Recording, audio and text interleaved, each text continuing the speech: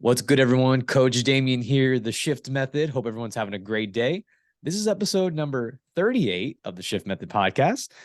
Just a couple quick announcements before we get started with my wonderful guest that I got here today.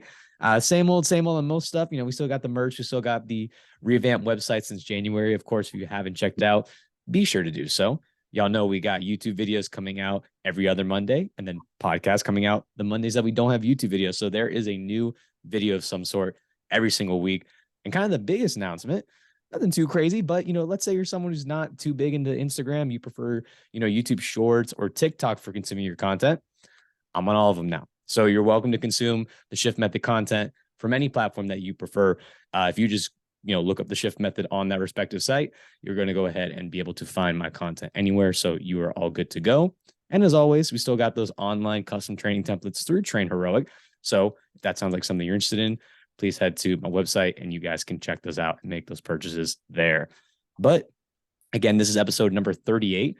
This will be coming out Monday coming up here, which is going to be, what day is that? That is Monday the 13th. This episode's coming out.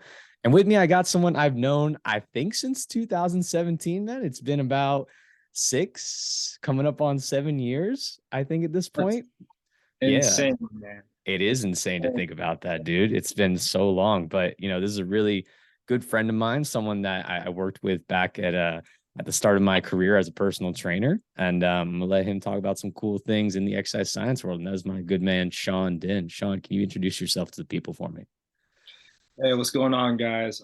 First and foremost, Damien, can't appreciate you enough for having me on here. Super honored and blessed. And like you said, I think I started at FAU Campus Rec as a personal trainer. I want to say early 2018. Yeah, so starting 2017, I worked there as a facilities position, and then around 2018, I became a personal trainer. But yeah, it's been about 5, coming on up to 6 years. And ultimately, Damien has been a great guy, great mentor. And when I first started, he was definitely someone to look up to in terms of personal training and how to go about whether it's programming for clients or how to build rapport for the clientele that you're working with. And as of right now, currently a master's student studying a master's in exercise physiology at Florida Atlantic University.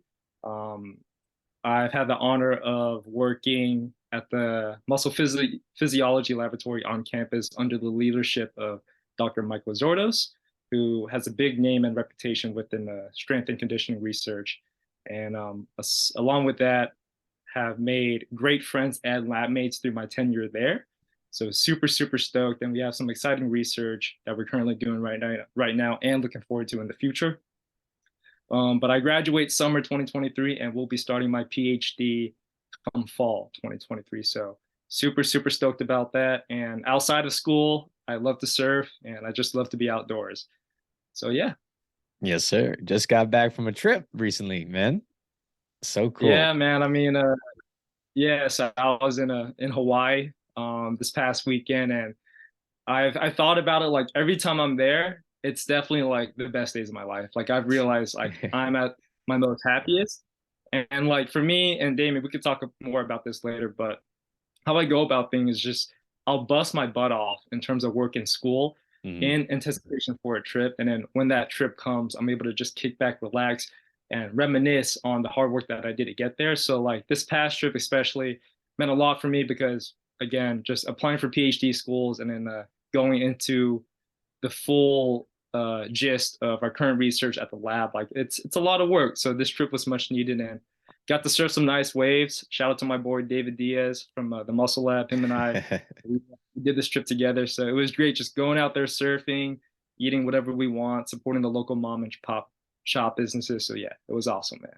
Yes, sir. Yeah, I'm a big believer, man. Work hard, play hard, and having scheduled things like that, I think personally to me makes it easier to work harder. Like there's like an end, there's a light at the end of the tunnel, right? And obviously there's times where it's like, hey, I'm grinding out work. I got 50 different obligations I got to do, whatever. But like having a set like date for something that is important and exciting for you, it's like, man, you can almost like you can taste it as it gets closer and closer, and that just makes you like keep your head down and work harder. Yeah, 100%. And actually, I was talking to some of my buddies back in the lab, and I feel like I sometimes tend to be on the extreme side of things, but for me, like I tend to be very stern with saying no to spontaneous events because I always have my week planned in the head, if that makes sense. So like in anticipation for this trip, like I already know what I got to do in order to, just grind it out. And then once that trip comes, able to sit back and just kick back and relax, So Absolutely. But me personally, I feel like that's something I need to work on. Maybe start saying yes to more spontaneous events. But overall, I do pat myself on the back for having the ability to say no. Yeah. If that makes sense. No is a powerful word, man. It's a very powerful word. 100%. Well, cool, man. Well, and yes, Shawn being kind, talking all good stuff. And I appreciate those kind words about me, sir. And yeah, Shawn works in the muscle lab at, Florida Atlantic University. If y'all remember the podcast I did with the data-driven strength guys, Shawn gets to work closely with those awesome guys, Zach Robinson and Josh Pellin. So I'll be sure to plug that episode down below. But we're going to get a little bit into, Shawn's background along with some nuances of the research that he's doing. Not too much detail, of course, so we got to be, respectful of the current research that's going on, but also Shawn has a really unique perspective in that he's applying to PhD school. And so I've had people come on about, applying for their doctorate in physical therapy, about people applying to grad school. And so Shawn kind of brings the lens of having a PhD in kind of the research world in exercise science. So I thought it'd be really cool to kind of get his perspective on those things. And so we're just going to kind of jump into some of these details here. So Shawn, I know you talked about it a little bit working at the rec, kind of starting with your fitness journey, with your fitness career. How did you get into like working out initially, and what did that look like for you, like as an individual? Just to clarify, the question is, how did I get into like just fitness overall? Yeah, like working out, like being an active person. Like how'd that start for you? So this is actually pretty funny. So I can't even tell you like how many years ago since it happened, but I don't think I ever told you the story personally too, but okay, might as well go ahead and do it right now. So I actually went through an injury which jump-started my interest into fitness. Okay. And specifically, this injury is a bit nuanced. Back then I used to go to a church school, and then after I had my books and I placed it on top of my mom's car.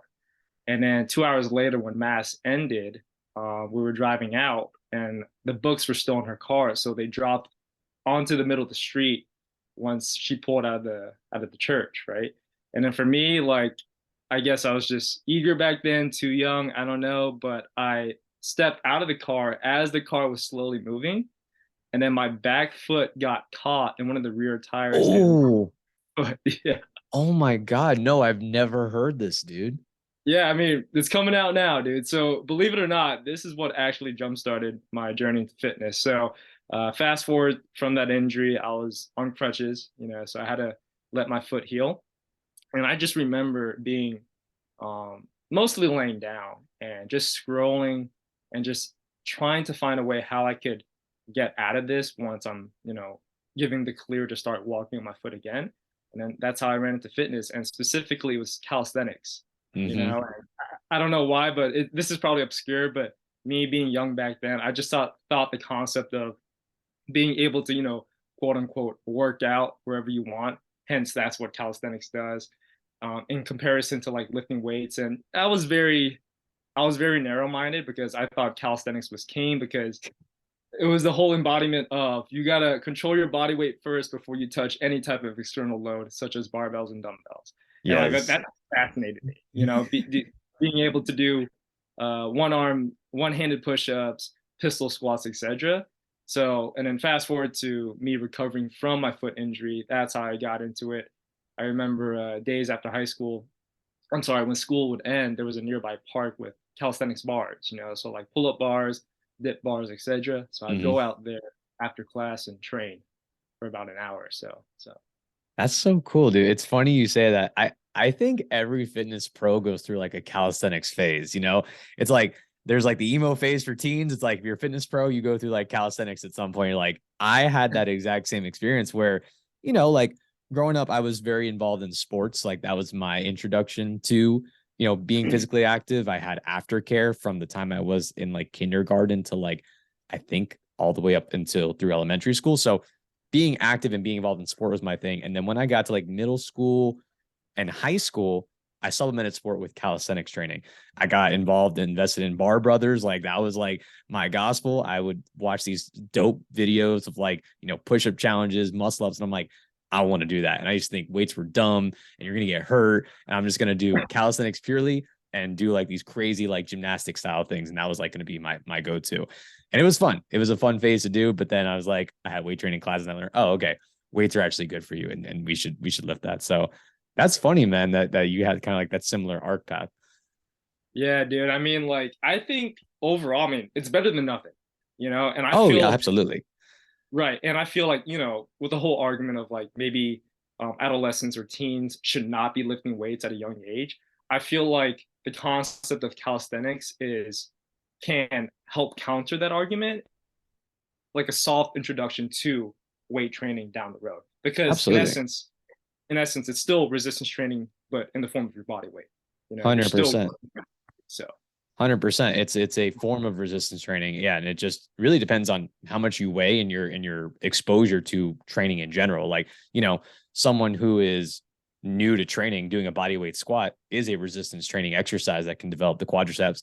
But you do that pretty consistently and your body weight doesn't change or you lose weight from the program, like you're going to hit a brick wall in your training pretty quick in terms of progression. So, but man, doing it was fun. And I actually just put up a video for how to get your first muscle up. So I'll be sure to link that down below as well for those who are interested in calisthenics. With that, so I remember you also used to be into breakdancing. I know that was kind of a thing. Did those two things coincide with each other or did that come later? dude, you're smart, Damien. Exactly. Okay. That's because like it initially started off with calisthenics, and then I came upon the breakdancing club, and I was like, yo, this is pretty much calisthenics but with dancing. Yeah. So to echo your sentiment about being able to do cool maneuvers, like I thought that was fascinating to be able to have that kinesthetic awareness of where your body is in space. That's where breakdancing was attractive towards me. And then how I saw it was like breakdancing was like the performance, and then you perform calisthenics to supplement your breakdancing, Yeah.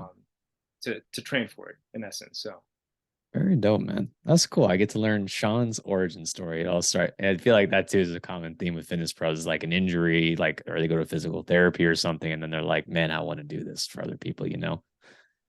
10-4, that is correct. Awesome, man. Now, did that did that lead to you wanting to be a personal trainer and involved in fitness, or is there something else where you're like, this was a pivotal point in my life that made me want to become a personal trainer and involved in research? Um, Honestly, like this is obscure.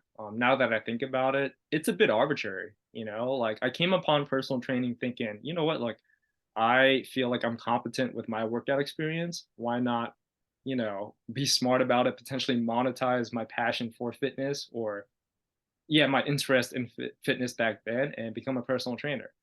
I will admit I was a bit naive, just going through that phase of exploring your avenues and career Mm-hmm. options.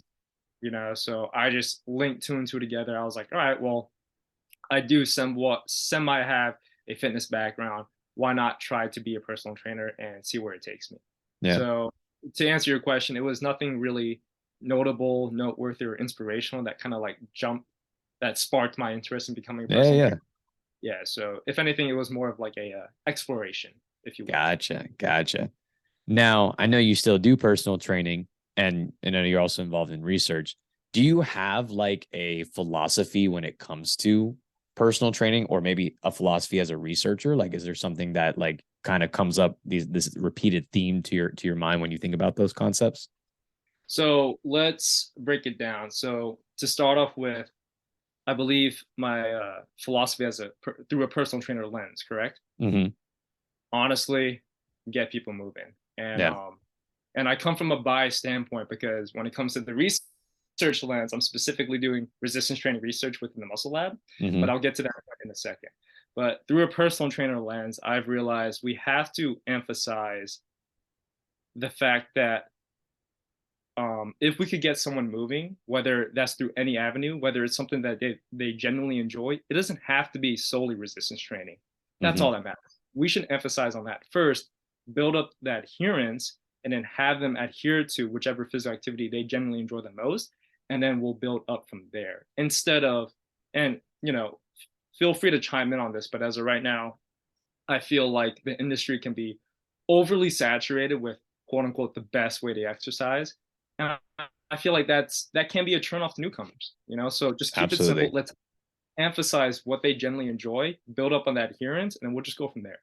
That is so true, dude. I mean, kind of like our conversation with calisthenics. Like, if I have someone who comes and trains with me and they've never trained before and they're like, I want to exclusively do calisthenics, if that's a buy-in spot, I am totally cool starting there.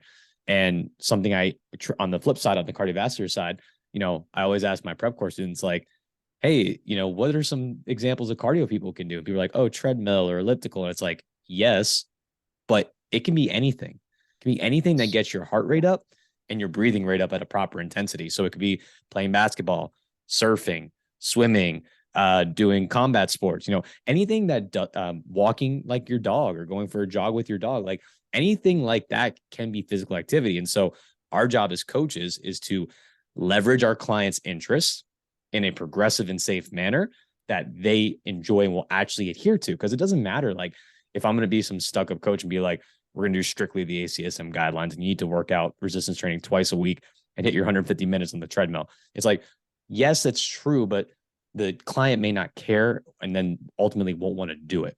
So I love that philosophy of like getting people to move in a way that they want to, because that's ultimately what's going to help them long term. Yes, sir. And, thank you for echoing that sentiment. And with that, like, it could be anything, any avenue. Like right now, we just have to pinpoint what that individual enjoys. And like you said, it could be something that we personally do not enjoy, but if they enjoy it, that's all that matters. And then we'll just build. So it could be, doing Zumba, walking your dog, like you said, and we'll just build up from that. Now, from a research lens, again, I'm coming from a biased perspective because I work within a muscle physiology lab, and primarily, we study the science of lifting weights. I've realized through my tenure there, resistance training has very unique benefits in comparison to other forms of physical activity. And for example, resistance training can be conducive towards mediating someone's risk for osteoporosis. I'm sorry, mitigating someone's risk for osteoporosis, maintaining quality of life, maintaining functionality. You know what I'm saying? I'm pretty sure there's a lot of people that share the sentiment of when they grow old in age and they eventually become grandparents, they want to be able to still play with their grandchildren. So I do believe, to a certain degree, resistance training plays a unique role and offers very unique benefits in comparison to other forms of physical activity. Now, absolutely, I believe in practicing temperance. If you're able to combine all your favorite physical activities with some resistance training here and there, bare minimum 2 or 3 times a week, I think you're golden. Yeah, absolutely, man. Hidden all avenues. And of course, I always go back and forth. Like, I do like cardiovascular exercise, but I also really love resistance training. And so obviously, like, come from that research lens in the muscle physiology lab, of course, the bias will be there. But resistance training is also, if you look at the two sides of the equation, the cardiovascular and the aerobic training, resistance training is the one that's ignored more frequently than the aerobic training. Like, we got research that shows, like, we know about 23% of Americans report meeting those ACSM guidelines, right? Hitting all your resistance training twice a week and hitting 150 minutes of cardio. If you look independently at people who hit one or the other, people are much more likely to do cardio than they are resistance training. You get about 50% of the population will do cardio exclusively. And I believe it's just shy of 30% will do resistance training individually. And so there's this quite big discrepancy. It's like, hey, doing one or the other is better than doing neither. Obviously, doing both would be ideal, but resistance training has kind of this like negative connotation to it from, skill level, perceived risk of injury. Obviously, cardiovascular exercise, you can do it for free versus maybe some resistance training you need a gym membership for. So yeah, I understand definitely the lean towards resistance training because it's ignored, I feel like, in our culture.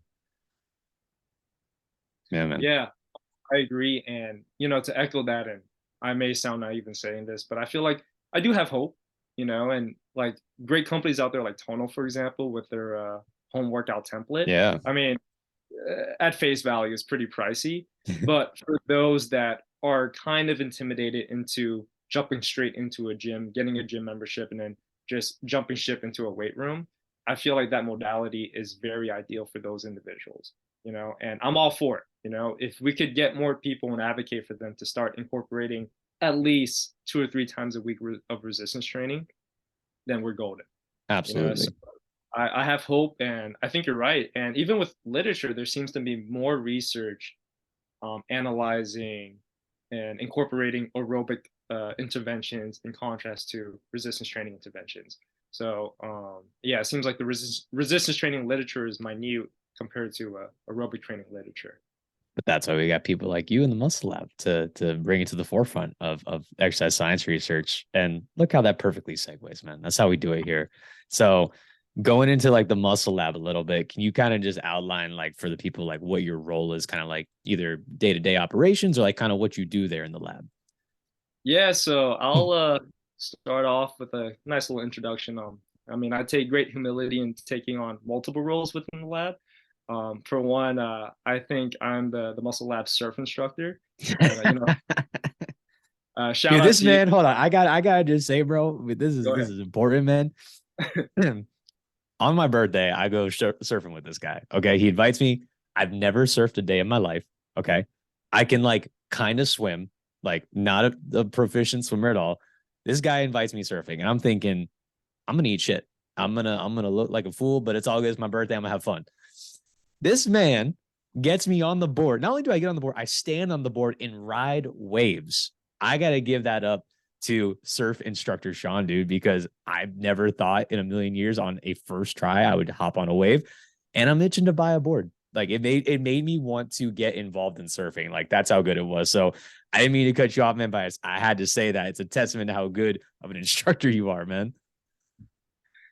Hey man, super obliged, and thank you, Damien, again for the kind words. But I mean, yeah, shout out to you for coming out. And you know, that's one of my biggest things in like just my overarching strive towards the current lab that I work in is to just build overall camaraderie, So like and to continue off of that, aside from me being the muscle lab surf instructor, like I tend to view myself as the event coordinator as well. And Yes. shout out to Damien. For our listeners and viewers, Damien will be joining us on our Denver trip to ACSM Nationals come Colorado in May 2023.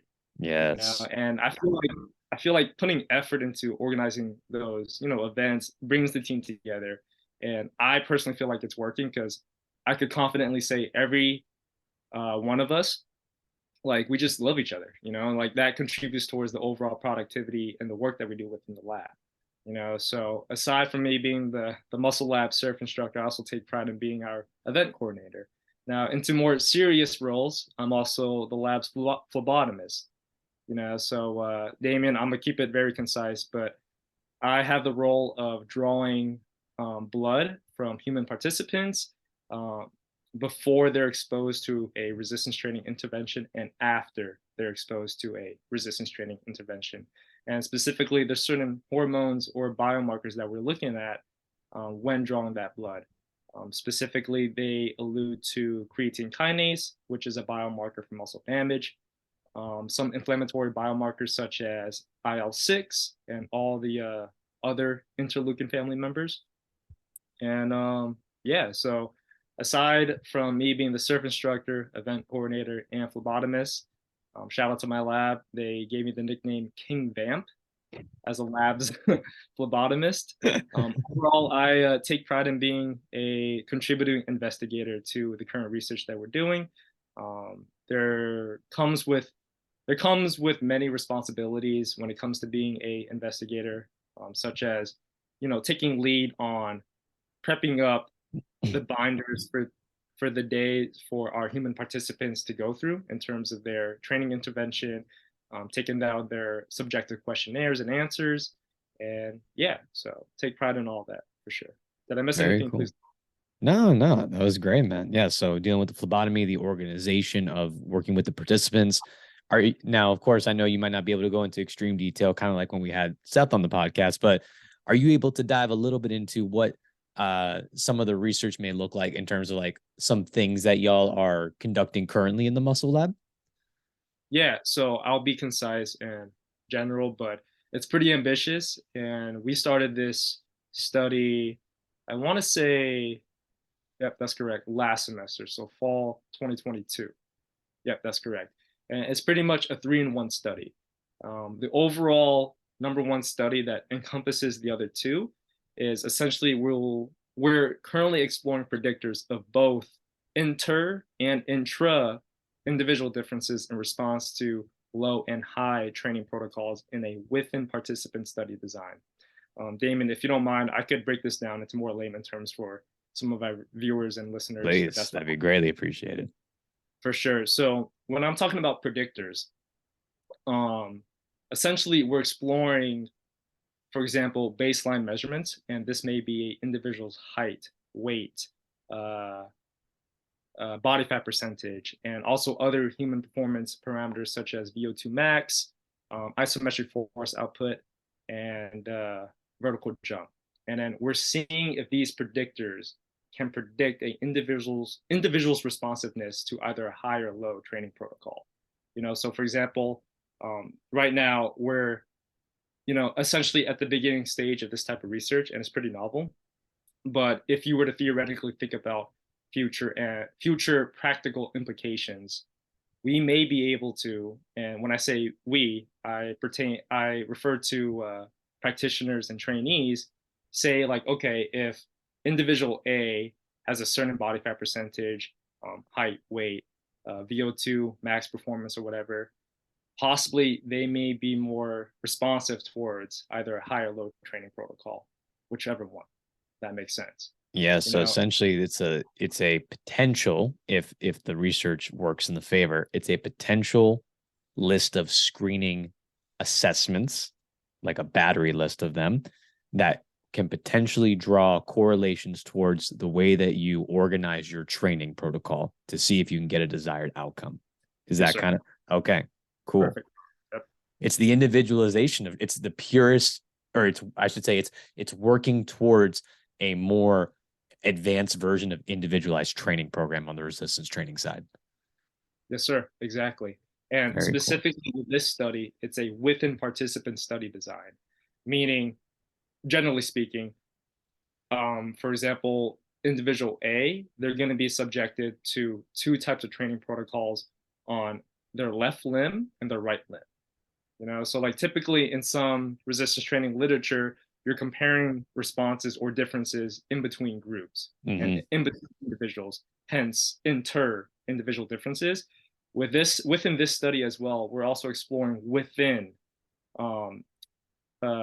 individual differences in response to either a high or low training protocol. And theoretically, we're now able to account for that individual's sleep patterns, dietary patterns. So we're able to minimize some of the confounding variables that are typically seen within a traditional between subjects or between group study design.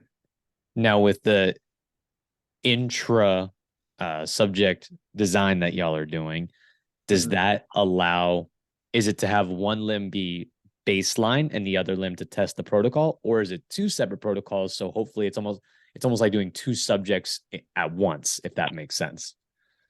With the former, I'm confident that that's applicable towards a within participant study design, but okay, for simplicity's sake, within participant study design, for example, the left limb is subjected to, let's say, 3 sets of leg press, whereas the right limb is subjected to 6 sets on the leg press. So varying degrees, varying levels of training volume. Gotcha. And yeah, that makes sense, because then you can see from 2 different perspectives rather than having to do potentially 2 separate studies where it's like, oh, we did 3, or we had a group of people doing 3 and 6 and 9, and it doesn't give you a comparison within the individual. It's just comparing groups, like you mentioned. Exactly. Very cool, man. It's like, it's not super perfect, but again, the whole point is to minimize confounding variables. Yeah. And now with this within participant study design, if individual A, habitually plays basketball, we're now able to account for that, and say individual B does not play basketball. So like some of those nuances we're now able to account for. That's so dope, man. And like I said, time and time again, when I first heard this, I thought it was brilliant, because I'm like, this is the start of pure, or as pure as you can get in the time being, individualized training. Because of course, like you talked about for hypertrophy, there's like, from the research right now, we have some standards, right? Intensity is high, volume is going up over time progressively. Your training is specific to the muscle groups you want to target. frequency as a way to, stratify your volume over the course of a week, month, etc. And so we got some rules in place. But the problem is that that's general. That isn't including people that might be outliers or people that don't kind of fall neatly into the bell curve of distribution for the adaptation, right? So we get this nice chunk in the middle, whatever percentage that is, but there's also a good chunk of people that kind of fall out. So if I can do or have predictive values that can tell me, or at least help me estimate, like you might do well with a lower volume protocol to mitigate fatigue, or you might be someone who actually needs a higher volume protocol. I know you and I have talked anecdotally where, correct me if I'm wrong, in your training, you respond pretty well with a low volume of training for maybe certain muscle groups or certain exercises. Whereas I find with a lot of my training, I need high volume to stimulate my growth. Yes, sir. Shout out a minimum dose effect. That's the current way right now. So, so like you said, and this is a good example, like, for example, you may be a high responder towards high training volume, whereas I may be a high responder towards a low training volume. Right. I really like that, which means that because you hear this term low responder, where it's like, well, you might be low responder to the baseline protocol, the standard protocol, but maybe if you flip or change the protocol, you may become that high responder. So maybe you think like hypertrophy training is not for me, right? Or it's like, I can't gain muscle mass. And of course there's genetic factor where some people are just going to naturally do better than other people. Like that's just how it is, regardless of the protocol. But it might be true that not that you can't gain muscle and that the principles don't apply to you, but you might have to shift some of your training parameters to put you in that high responder category to where you can see results. Exactly. And that's where I think like the coaching intuition comes in, where it's like, okay, I've done the standard for hypertrophy training with my client. I check everything: nutrition, sleep, stress mitigation, progressive overload. All this stuff is good. And they're just not making progress. Maybe now I need to start tweaking their parameters, because for that individual, they're going to need more or less volume depending on like just what their body responds to. Yeah, exactly. And to echo, initially I advocate, if this is a novice trainee, have them undergo the quote unquote standard approach. Of course. Assume everyone's at the standard. Exactly.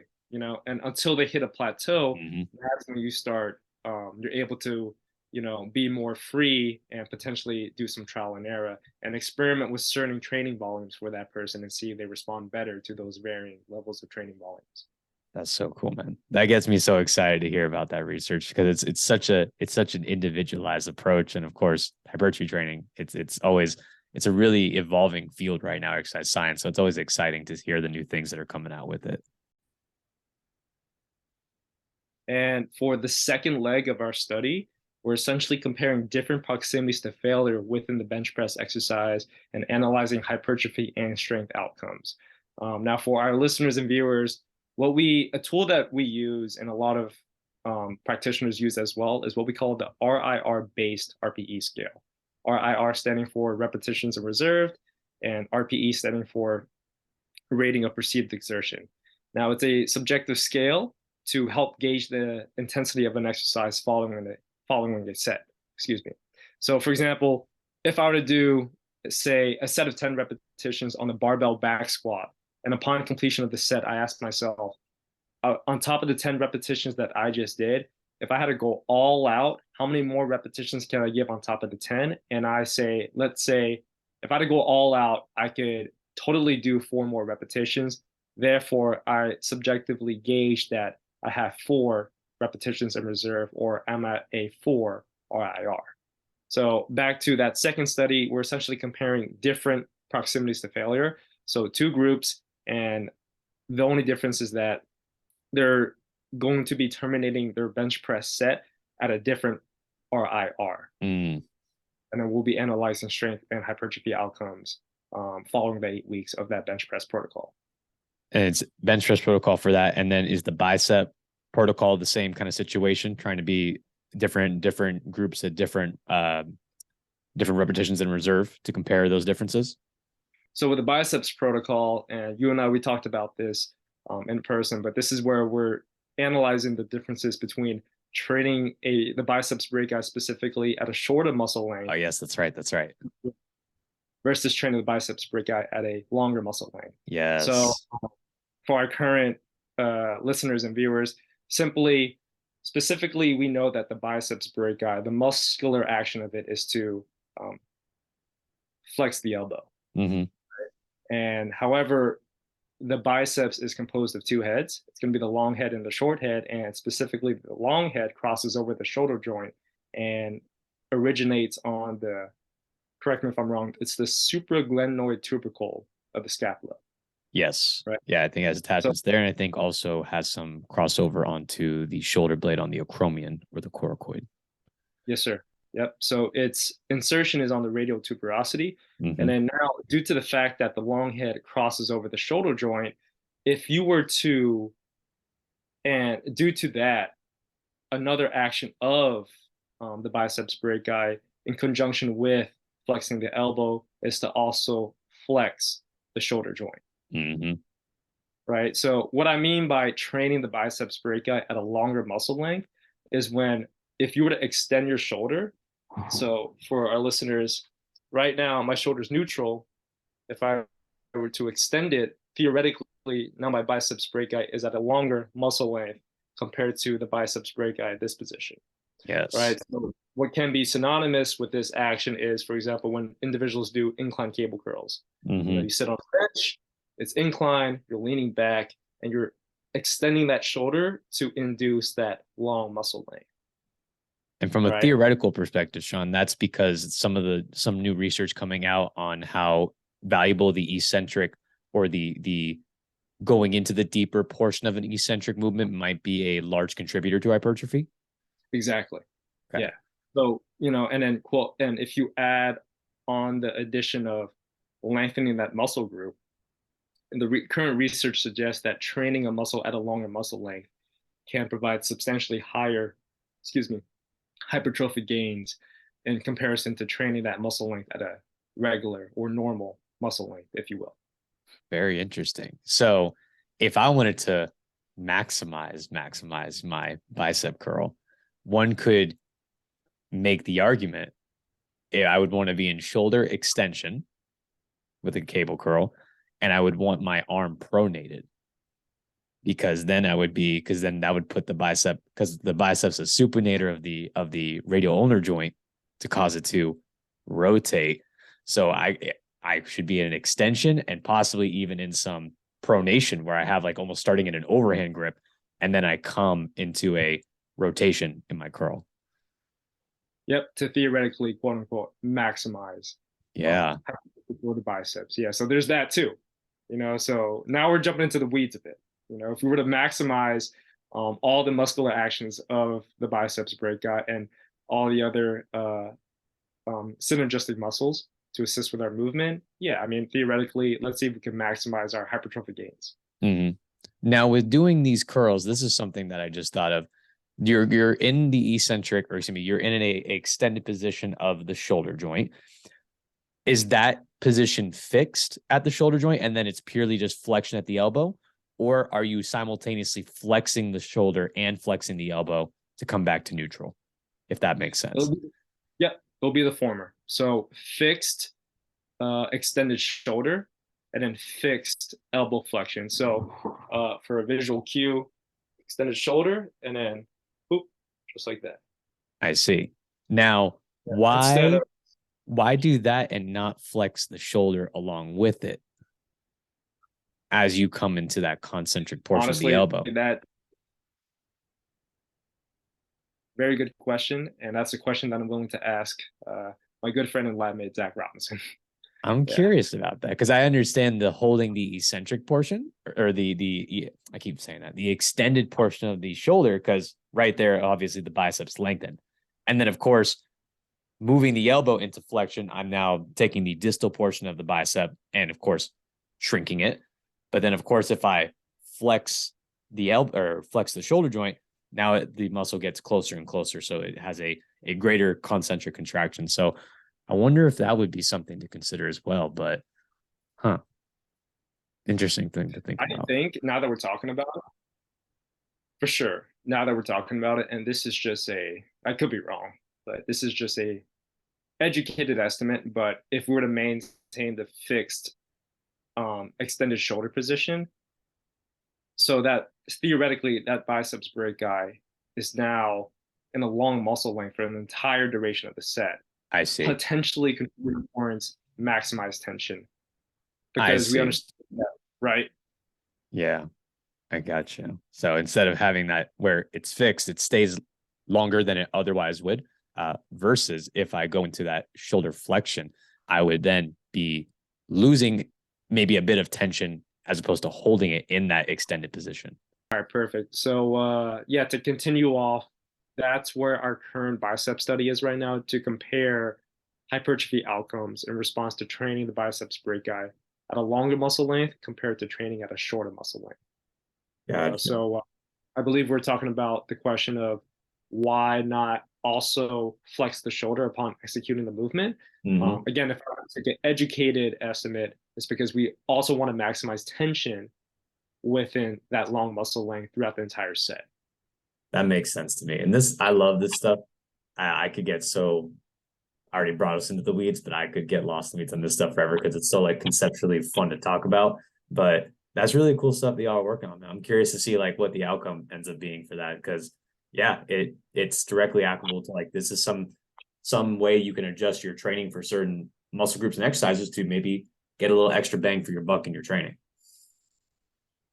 100%. And, for me personally, I'm not, super passionate about resistance training, but I do like the novelty of these variations and techniques to enhance, specifically bodybuilding performance in the gym. And if anything, it does spice things up when it comes to resistance training and just add some perspective about manipulating muscle lengths of said muscle group in order to get the most bang out of your buck, if you will. Yeah. So Very cool, man. yeah.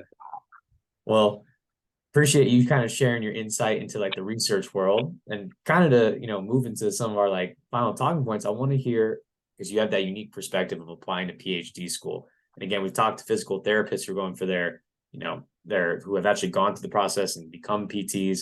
But to hear someone from a research side, I imagine it's a daunting task. And if there's anyone listening there, because a lot of our listeners are exercise science students, maybe hearing some insight on that process can help them out.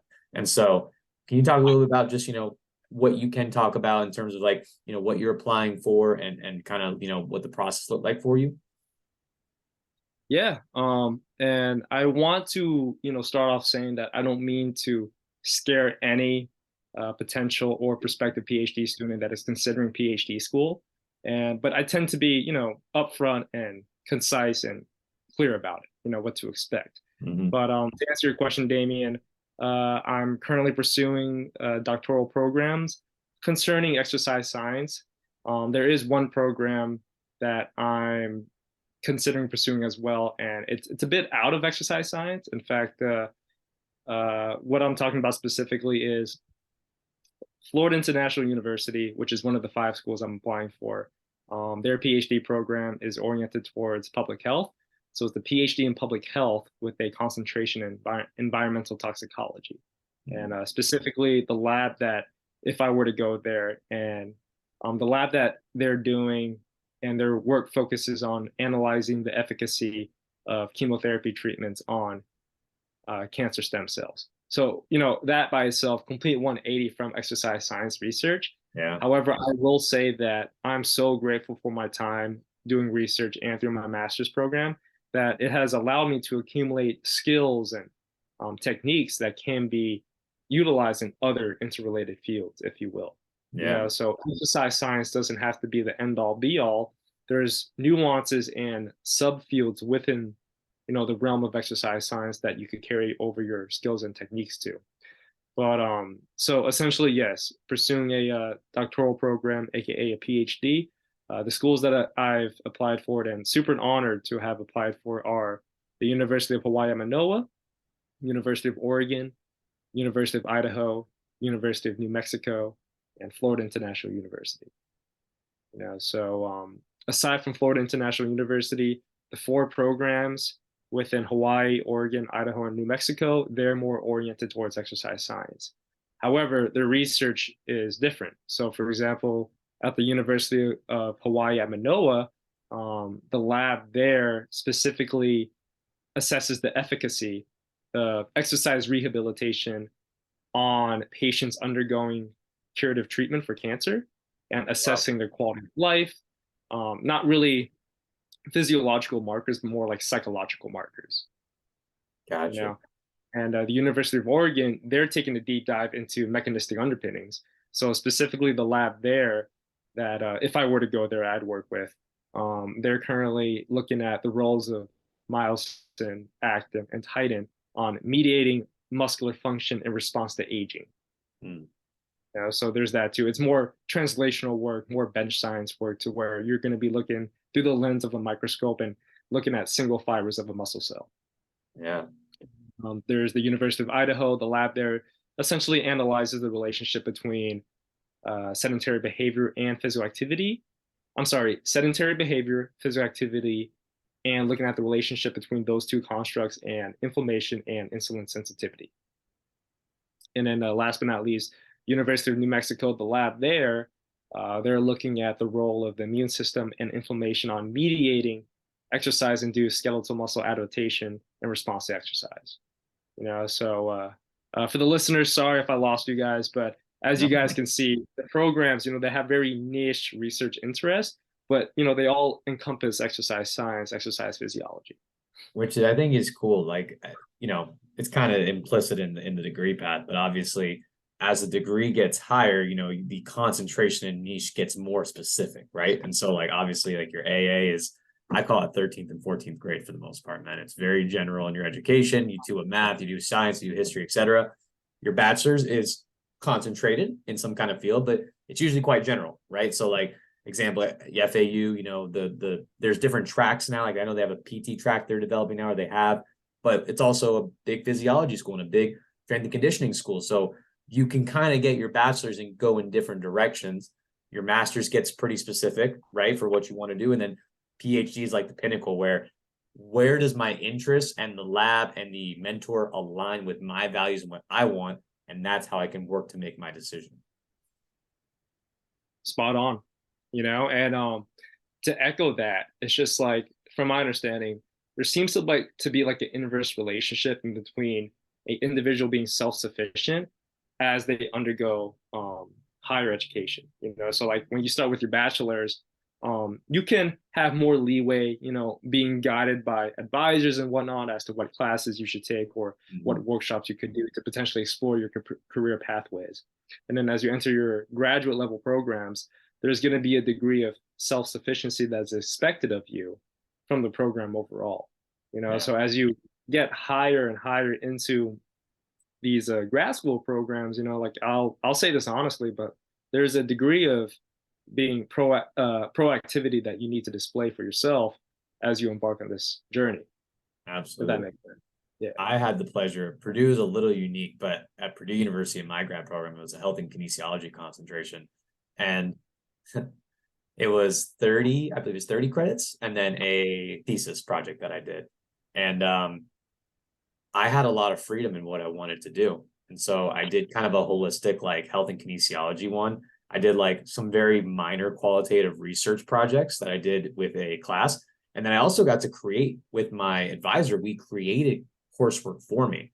So they're like, what are you interested in? I'm interested in these fields. Let's build a syllabus and coursework together, get it approved by the department, and then you can go ahead and do it. And I was like, wait, we can do that? And they're like, yeah, you can do that. We found ways to turn some courses and add some layers to them to make them higher levels. That way it was, you know, if I liked a class that was undergraduate, but I wanted to add like a project and a thesis and some research on top of it, or participate as a TA, I could do that and get credit for it. So that level of like freedom and autonomy, like exploring your interests, it was like one of the coolest things. And I was like not used to that at all from a bachelor's perspective. You know, FAU is great, but bachelor's is very, you know, instructor gives you the content, you take the exams, and then that's kind of like your degree for the most part. Yes, sir. Yeah.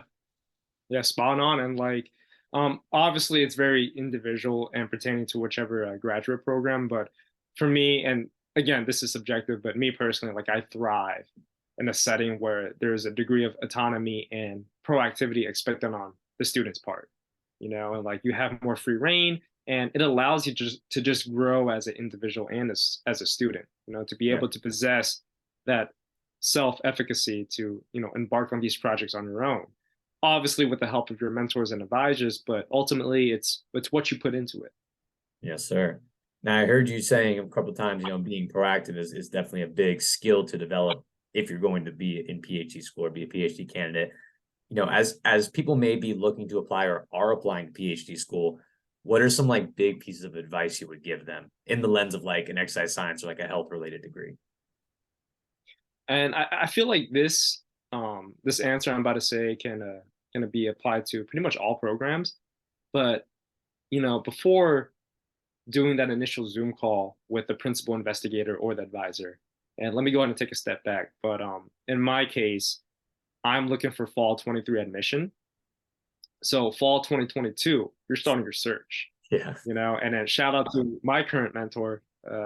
But I was told that, you should shoot for at least looking at 30 programs. And you don't have to jump into the weeds of looking at those 30 programs specifically, but if you take a look at the research interest and if it's remotely interesting to you, put it down the list, look up the PI that you'd want to work for, and then reach out to them.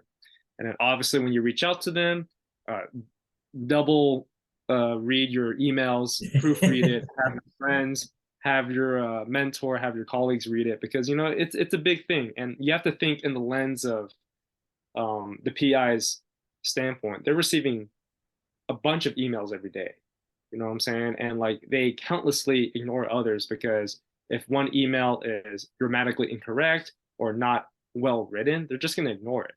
So as a prospective PhD student, what can you do as a prospective PhD student to make yourself stand out there? Just take the time to compose a well-written email inquiring about potentially working with that PI for whichever term that you're seeking admission for, and then just go from there.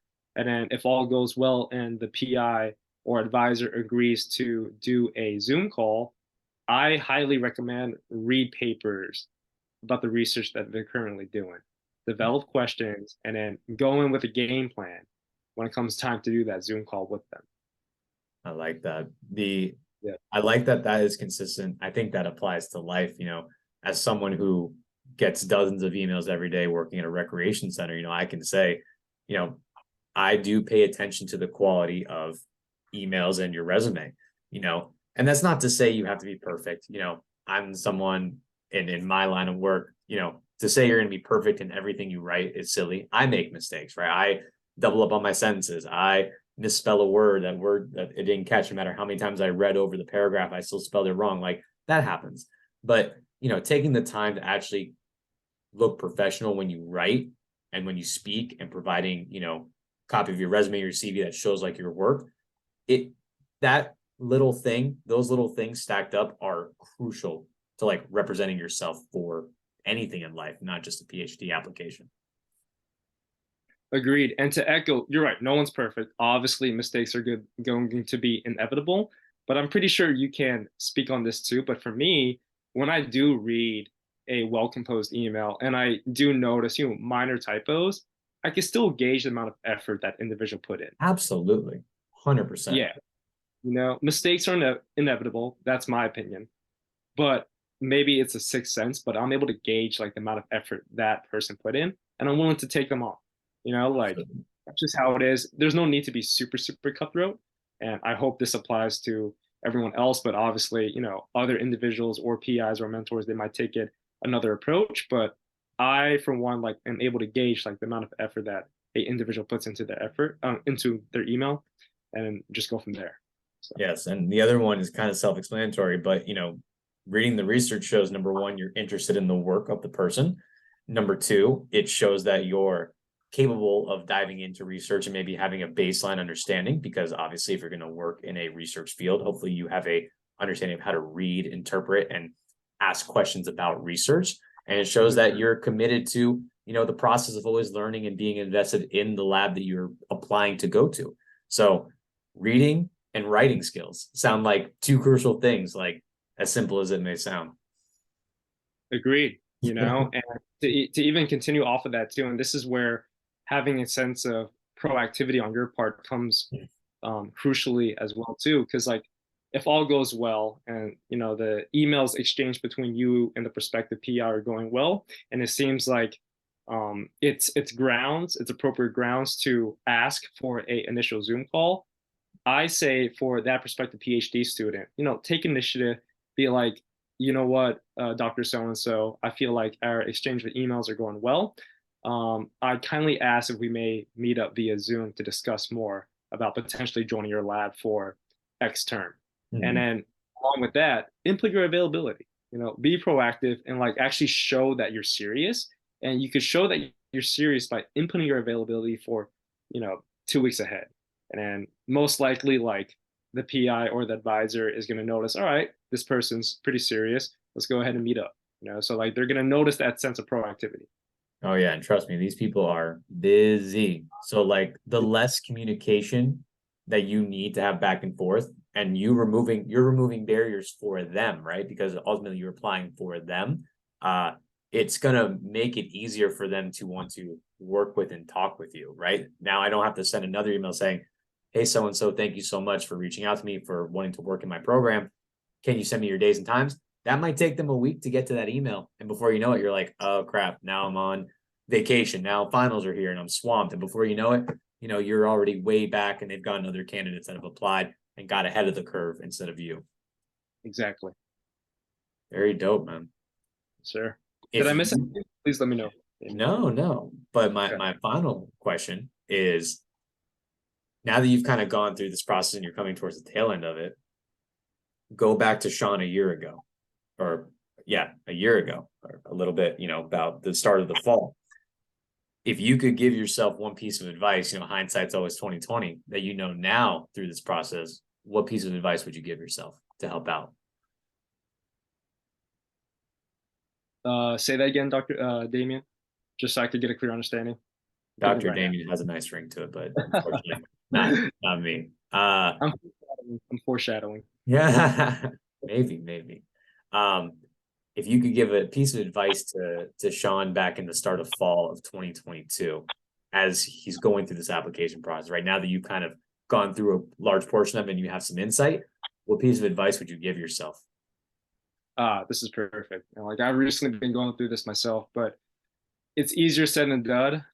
But don't catastrophize. Ruminate on the worst case scenarios. I've had the honor of jumping onto these Zoom calls with these potential principal investigators, and after the Zoom call, I was just ruminating, like not sure how that call went. I was just overthinking it. Maybe I said something that I should not have, or like I slipped up in terms of delivering what I was trying to say. And now I'm blessed in knowing that most of these programs, they've offered me a letter of acceptance, so it's easier said than done, obviously, but try not to catastrophize and ruminate on the worst case scenarios. It's okay. And it's totally understandable to have those thoughts. And I feel like these thoughts are very conducive towards developing imposter syndrome, and which I've just come to grips with, And for me, I try to flip it and realize that I know I'm in a good spot because I'm feeling challenged. There's times where I'm uncomfortable, but ultimately I'm able to develop that perspective of looking back on those experiences, gauging what I learned from it, applying it, and then moving on. So if that's what I were to tell fall 2022 Shawn, hey man, like don't overthink it, don't catastrophize anything, even though it's easier said than done. Try your best in the moment and just look ahead. Yes, sir. For those who are maybe thinking about it, heed this man's words. He's very bright, he's very dedicated and very hardworking. And if you stick to some of those things in all aspects of life, not just for applying to higher education, you will be successful. I guarantee you that. So definitely appreciate you taking the time, Shawn, to give us all your insight and these awesome things. We'll have you back on. We got to talk about surfing at some point, man. I want to do some deep dive into maybe some program design considerations we could do for surfing, for people who might be into that. But as always, brother, thank you so much. Again, really appreciate you. Can you let people know anything you want to plug, where they can find you, anything that you want to talk about? Yeah, I mean, if you guys ever have any questions, feel free to reach out to me on my Instagram handle. It's not really a professional account. It is my personal account, but I'm always open to answering any questions or just saying hello if you guys want to greet and meet. But my Instagram handle is going to be Shawn, SHAWN, period, V as in Victor, D as in dog. That's Shawn.VD. And yeah, just if you have any questions, don't hesitate to reach out. I'd be more than happy to answer them. But ultimately, Damien, can't thank you enough for having me on board here, man. Yes, sir. And I'll be sure to put that plug in the description down below. Again, y'all know where to find me. We're on Instagram, TikTok, and YouTube for shorts and videos at _shift_method. For YouTube, you're just going to search up the shift method and you'll find me. We got podcasts, we got YouTube videos. One of those comes out every single Monday. So be sure to tune into that. If you enjoy this podcast, please leave a rating. Helps me out. Lets me know if we're actually doing the right thing and y'all are enjoying the content. And I'm always up for suggestions. You can head to theshiftmethod.org, check out the merch, check out the programs. If you're in the Boca Raton or South Florida area, I got some spots left for in-person training. So that is available too. And as always, I appreciate y'all listening and giving us your time. Shawn, thank you again, brother. Hope you have a good night. All right. You as well, man. Can't thank you enough. Damien. Later.